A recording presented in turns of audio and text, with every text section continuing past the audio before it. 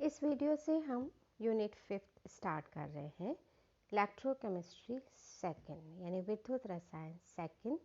और इसमें हम अब आगे जो हमने लास्ट यूनिट में पढ़ा था उससे आगे का पार्ट पढ़ रहे हैं।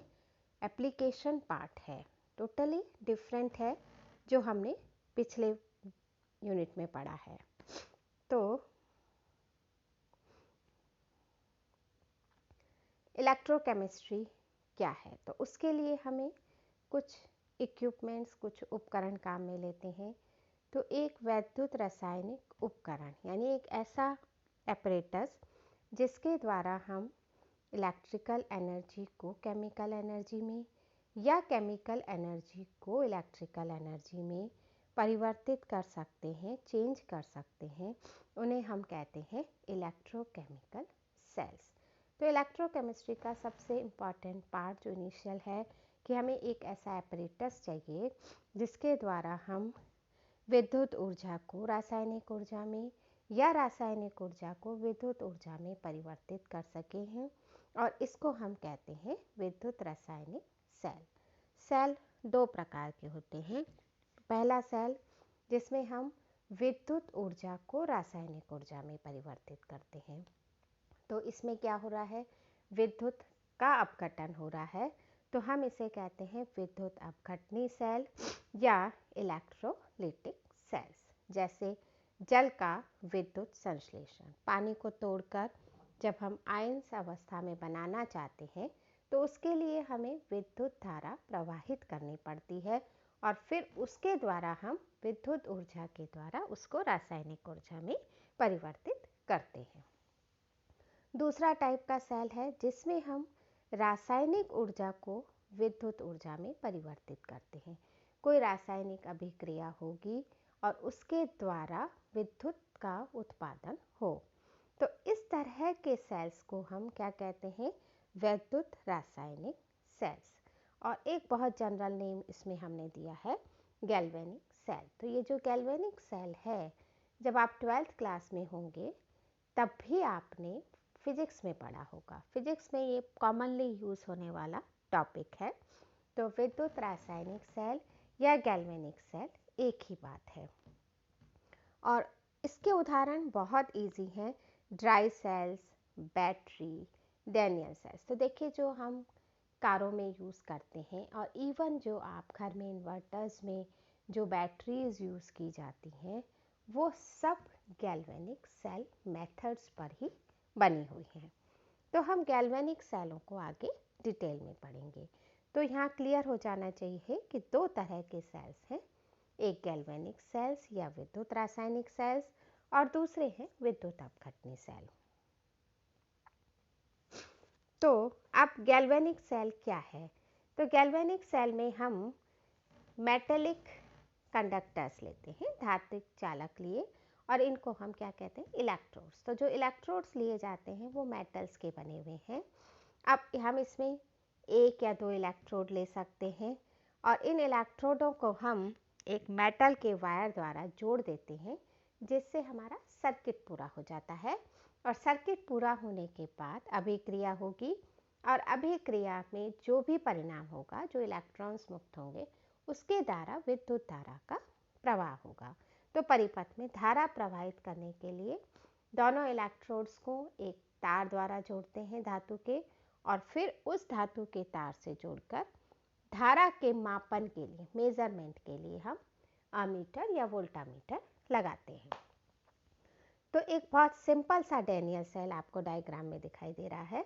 इस सरल गैल्वेनिक सेल को हम डैनियल सेल कहते हैं, ठीक है। तो अब हम गैल्वेनिक सेल के भी टाइप पे आ रहे हैं। ये जो आपको दिखाई दे रहा है ये है एक डैनियल सेल, और इसका उपयोग हम, आप जो उतनी भी बैटरीज लैब्स में यूज़ करते हैं वो एक तरह की डैनियल सेल होती है। और इस डैनियल सेल में हम दो रॉड्स लेते हैं, दो अलग अलग मेटल्स के, जिंक के और कॉपर की छड़ों को हम इलेक्ट्रोड्स के रूप में काम में लेते हैं। और इन इलेक्ट्रोड्स को जिंक सल्फेट में, कॉपर को कॉपर सल्फेट के सॉल्यूशन में डुबो दिया जाता है।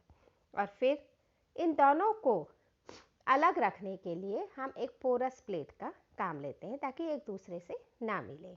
और फिर ये आप डायग्राम में देख सकते हैं, अंदर की ओर जिंक है, जिंक रॉड के साथ जिंक सल्फेट हमने पोरस प्लेट से बंद करके कॉपर से कॉपर रॉड के साथ कॉपर सल्फेट लिया है। फिर इनको हमने एक वोल्टामीटर से जोड़ दिया है, एक पूरा सर्किट बना दिया है। फिर धारा जब बनने लगती है तो हमें वोल्टामीटर में एक तरफ से विक्षेप दिखाई देता है, मतलब वोल्टामीटर की नीडल दाईं या बाईं तरफ दिखाई देती है। डैनियल सेल का मैकेनिज्म, डैनियल सेल कैसे काम करता है? तो हम जानते हैं कि एक इलेक्ट्रोकेमिकल सीरीज होती है जो हम आगे पढ़ेंगे, और उसमें क्या है कि हर मेटल का और साथ ही साथ हाइड्रोजन का, हाइड्रोजन मेटल नहीं है पर हाइड्रोजन का भी यह गुण होता है कि जब हम इन्हें जल में यानी पानी में, वाटर में या इसके रिलेटेड आयनों के सॉल्यूशंस में डुबोते हैं रॉड के रूप में, तो ये इलेक्ट्रॉन्स रिलीज करने लगते हैं और पॉजिटिव आयन में कन्वर्ट हो जाते हैं। थोड़ी देर बाद इनमें एक इक्विलिब्रियम आ जाता है। तो डैनियल सेल को क्या है, जब हमने जिंक मेटल को जिंक सल्फेट में डिसॉल्व किया हुआ है तो ये जिंक से जिंक आयन में कन्वर्ट होता है और 2 इलेक्ट्रॉन छोड़ता है। उसी तरह से कॉपर भी कॉपर आयन में कन्वर्ट होकर 2 इलेक्ट्रॉन छोड़ता है और थोड़ी देर बाद जिंक और जिंक प्लस के बीच यानी मेटल और मेटल आयंस के बीच में एक साम्य स्थापित हो जाता है। तो ये हमने नीचे से दिखाया है। जब दोनों तरफ का एरो होता है तो इसका मतलब एक इक्विलिब्रियम है या एक उत्क्रमणीय अभिक्रिया है। धातुओं द्वारा मुक्त इलेक्ट्रॉन को इलेक्ट्रोडों पर होते रहते हैं। अब धातुओं से जो जिंक इलेक्ट्रॉन मुक्त हो रहे हैं यानी और कॉपर से भी इलेक्ट्रॉन मुक्त हो रहे हैं। अब जो इलेक्ट्रॉन्स मुक्त हो रहे हैं उसमें जिंक से जो फ्री होने वाले या मुक्त होने वाले इलेक्ट्रॉन हैं उनकी गति कॉपर की अपेक्षा ज़्यादा होती है, यानी जिंक तेज़ी से अपने आयंस में कन्वर्ट हो रहा है और कॉपर थोड़ा धीरे कन्वर्ट हो रहा है। तो जिंक इलेक्ट्रोड पर इलेक्ट्रॉन्स की संख्या ज़्यादा हो जाती है कॉपर इलेक्ट्रोड की तुलना में। और इससे क्या होता है कि जब हम सर्किट बना देते हैं तार वार जोड़कर, तो इलेक्ट्रॉन्स जो हैं वो जिंक से चलकर कॉपर की तरफ चलना शुरू हो जाते हैं। कौन जा रहा है? इलेक्ट्रॉन्स। क्योंकि जिंक पर ज़्यादा इलेक्ट्रॉन्स हैं तो वो कॉपर की तरफ जाना शुरू हो जाते हैं, और जिस तरफ का मूवमेंट इलेक्ट्रॉन्स का होता है उसके विपरीत दिशा में धारा प्रवाहित होती है। तो जो हमारी धारा है, जो विद्युत धारा है, वो कॉपर से जिंक की ओर प्रवाहित होती है।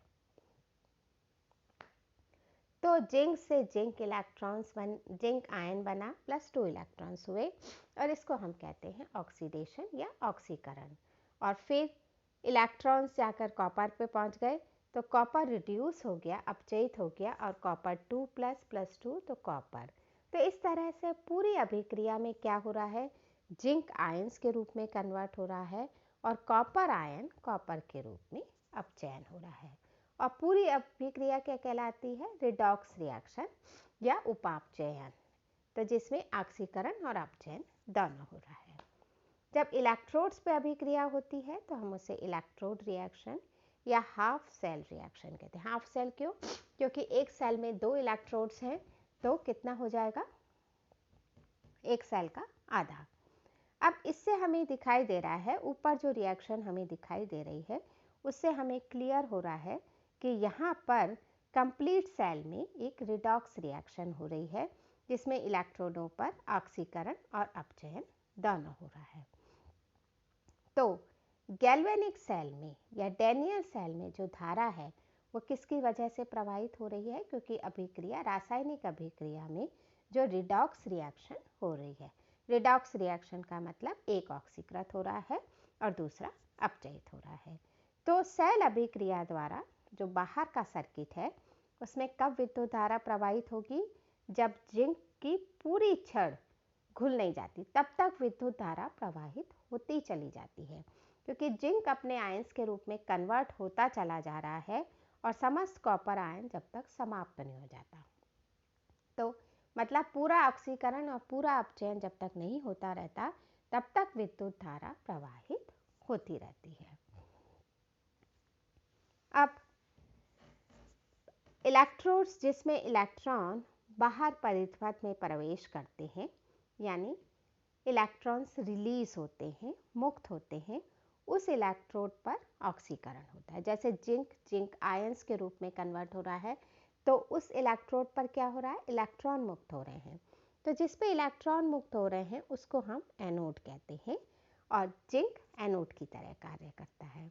और वह इलेक्ट्रोड जिसके द्वारा इलेक्ट्रॉन सेल में प्रवेश करते हैं। अब वो जिंक के इलेक्ट्रॉन किस में जा रहे हैं, कॉपर की तरफ जा रहे हैं, और कॉपर आयन द्वारा कॉपर लेकर क्या हो रहा है, रिड्यूस हो रहा है। तो इलेक्ट्रॉन सेल में प्रवेश कर रहे हैं, उसको हम कहते हैं कैथोड। तो डैनियन सेल में कॉपर जो है वो कैथोड की तरह कार्य करता है। अब दोनों को हमने एक वोल्टामीटर से जोड़ा है, और ये वोल्टामीटर इलेक्ट्रोडों के बीच का पोटेंशियल यानी विभवांतर, कितना दोनों में पोटेंशियल डिफरेंस आ रहा है उसको बताता है। हमने दोनों को जोड़ रखा है।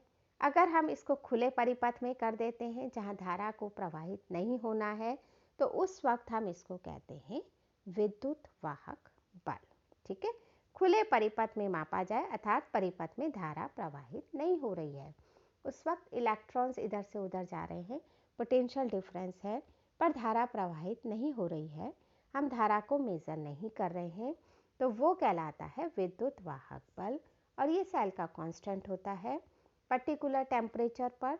तो डैनियल सेल का अगर हम देखें तो 25 डिग्री सेंटीग्रेड या 298 केल्विन पर विद्युत वाहक बल जो है वो 1.0988 वोल्ट होता है।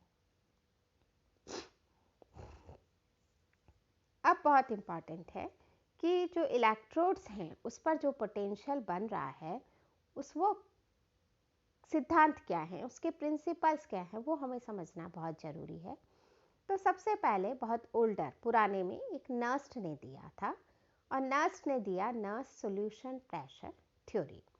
अब नर्स ने क्या सॉल्यूशन प्रेशर थ्योरी दी है कि जब भी पानी के या किसी भी विलयन के संपर्क में आते हैं तो इलेक्ट्रॉन त्यागता है धातु या मेटल, और पॉजिटिव आयन में कन्वर्ट हो जाता है।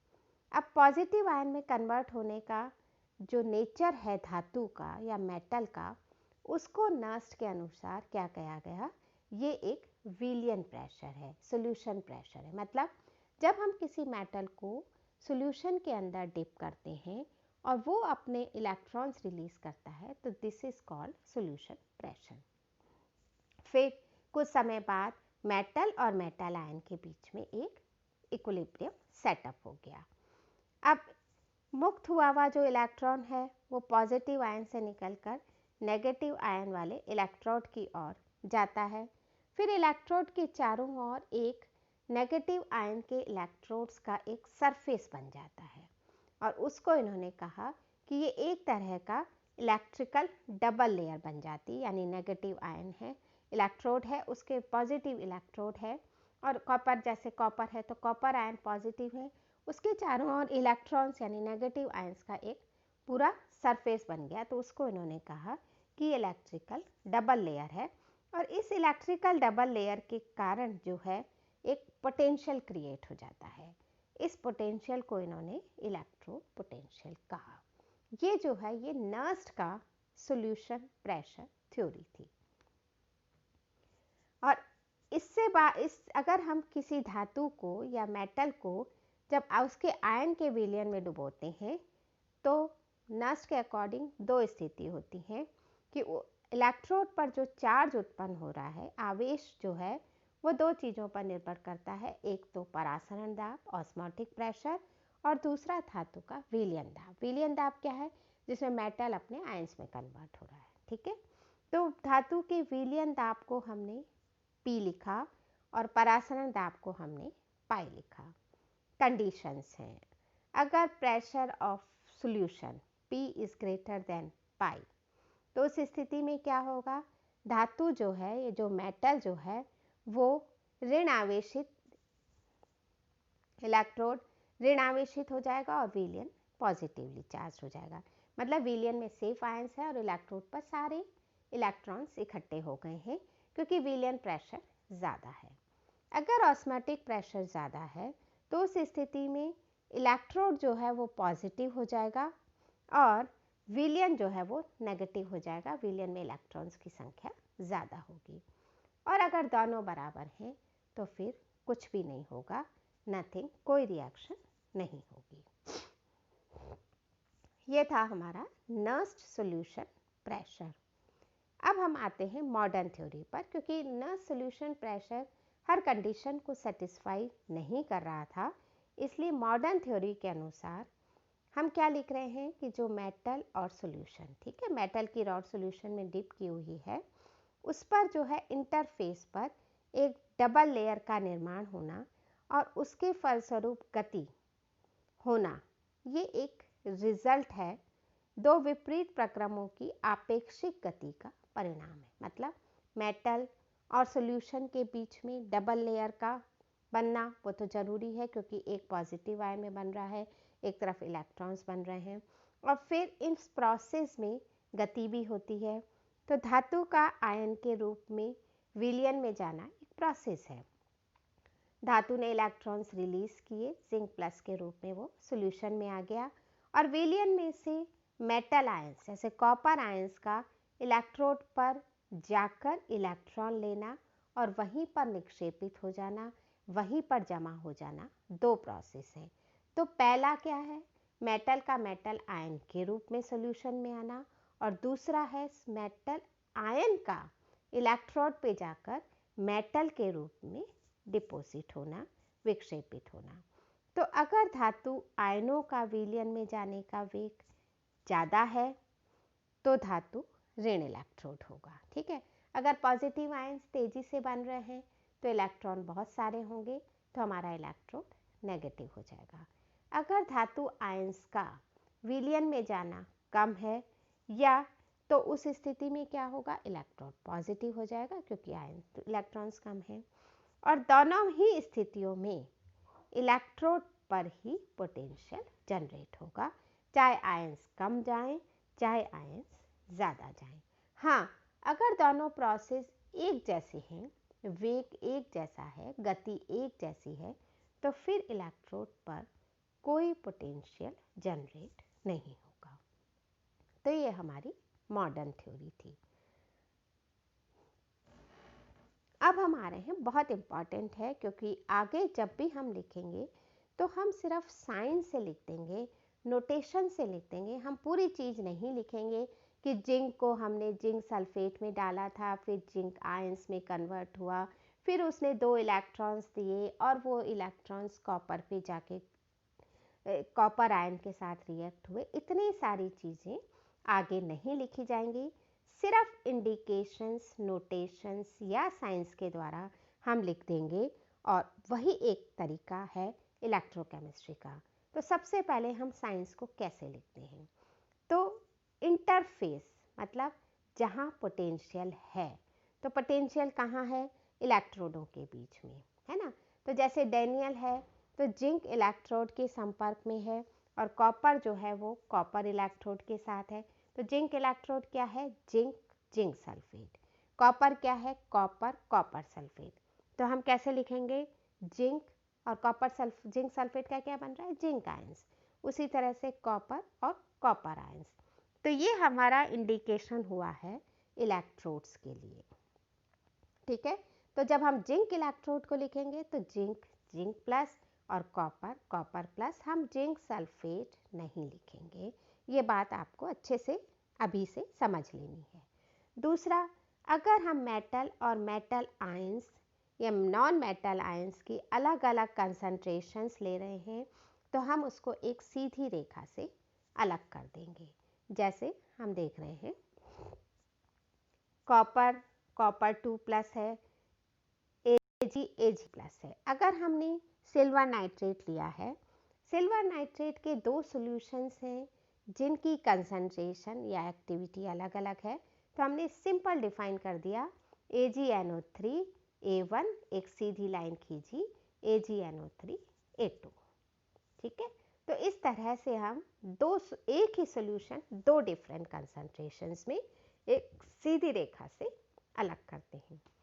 तीसरी इंपॉर्टेंट चीज़, कि कभी कभी हम फिजिकल स्टेट भी लिखते हैं, जैसे एक्वस में है, सॉलिड में है, तो हम उसको लिखेंगे। जैसे जिंक मेटल है तो सॉलिड लिखा, जिंक 2+ जिंक सल्फेट के रूप में है तो हमने उसको एक्वस लिखा। उसी तरह से Ag सॉलिड है, AgCl भी सॉलिड है, और क्लोराइड पोटेशियम क्लोराइड के रूप में है तो फिर वो एक्वस है। तो कभी कभी हम उसकी फिजिकल स्टेट्स या भौतिक अवस्थाएं भी लिखते हैं। यदि विद्युत अपघटय जो हैं वो इलेक्ट्रोलाइट्स जो हैं वो अलग अलग कंसंट्रेशंस के हैं, पर वो डायरेक्टली एक दूसरे के संपर्क में नहीं है, हमने उनके बीच में एक सेतु लगा रखा है, कोई साल्ट ब्रिज लगा रखा है। जैसे डैनियल सेल है तो हमने उसमें एक पोरस प्लेट लगा रखी है जिसमें जिंक और सल्फेट और कॉपर सल्फेट आपस में नहीं मिल सकते, तो फिर वहाँ हम 2 लाइन बनाते हैं। 2 लाइन का मतलब दोनों एक दूसरे से डिस्टिंग्विश हैं।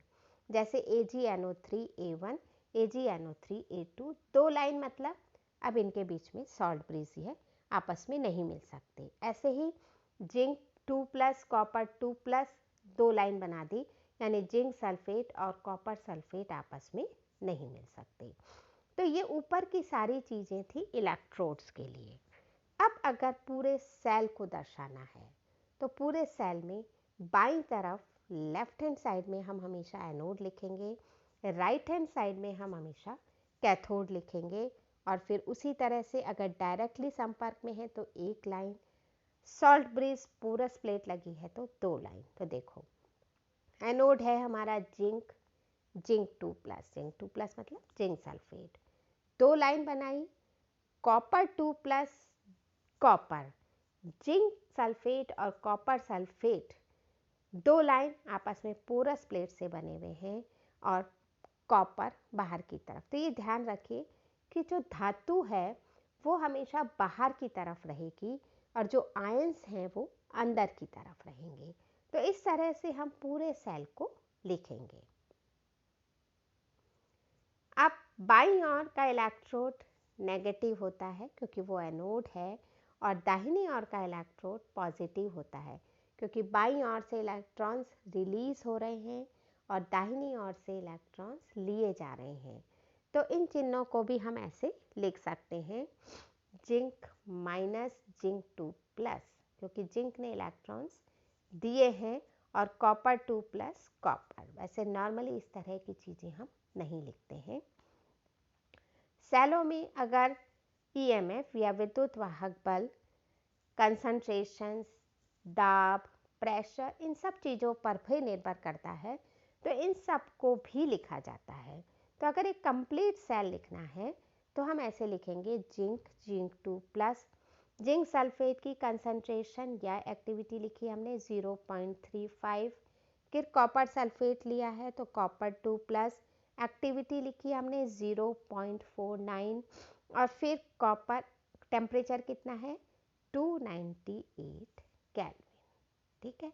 अगर हम दूसरा सेल देखें तो उसमें हमने प्लेटिनम का मेटल लिया है, उसमें हम हाइड्रोजन गैस है इसलिए हमने क्या लिया है, दाब 1 एटमॉस्फेयर, फिर HCl लिया है इसलिए H+, उसकी एक्टिविटी हो गई A = 0.9, फिर Ag+ यानी AgCl लिया है, A = 1, और फिर मेटल रॉड डाली है Ag, टेम्परेचर है हमारा 298 केल्विन।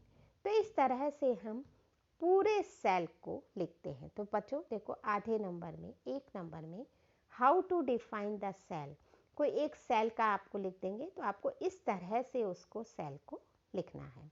तो ये हमारा इलेक्ट्रोकेमिस्ट्री का तरीका है कि हम आगे सेल को इसी तरह से लिखेंगे, ब्रीफ में नहीं लिखेंगे, पैराग्राफ में नहीं लिखेंगे। तो ये एक जनरल आइडिया था इलेक्ट्रोकेमिस्ट्री का, विद्युत रसायन में हम सेल को कैसे लिखते हैं।